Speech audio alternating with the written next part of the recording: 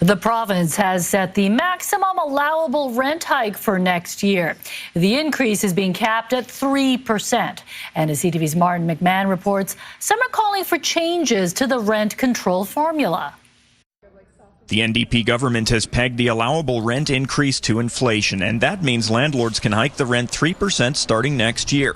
That's a drop from the 3.5% increase that was allowed for this year. Increasing it doesn't help. I mean, their expenses are write-offs to begin with, so, don't buy if you can't afford it. I mean, it would be much better if it was 2% or 1.5%, but still, 3% is better than 3.5%. And given how squeezed people are, tenants say any increase is going to hurt. There is no way out. There's no other option. Even if they increase 4%, we all have to pay. Realistically, I don't think the landlord should be profiting off of our apartments. My parents are they are helping us pay our rent in here, but we are working and it's still very expensive in here. And with this increase, it's going to be even harder.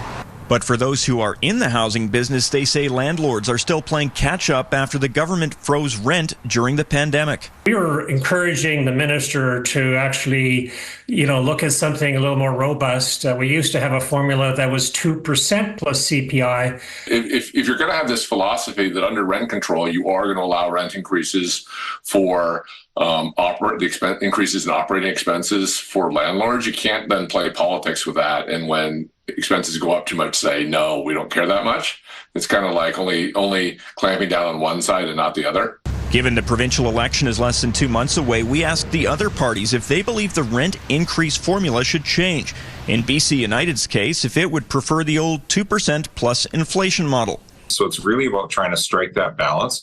That formula of the inflation plus 2% was developed years and years ago. I would have to have a modernized look. This addresses part of the issue that we're facing, but the other part really is that we don't have enough truly affordable housing. Landlords will not be allowed to impose the 3% increase until the new year and must give tenants 3 months' notice.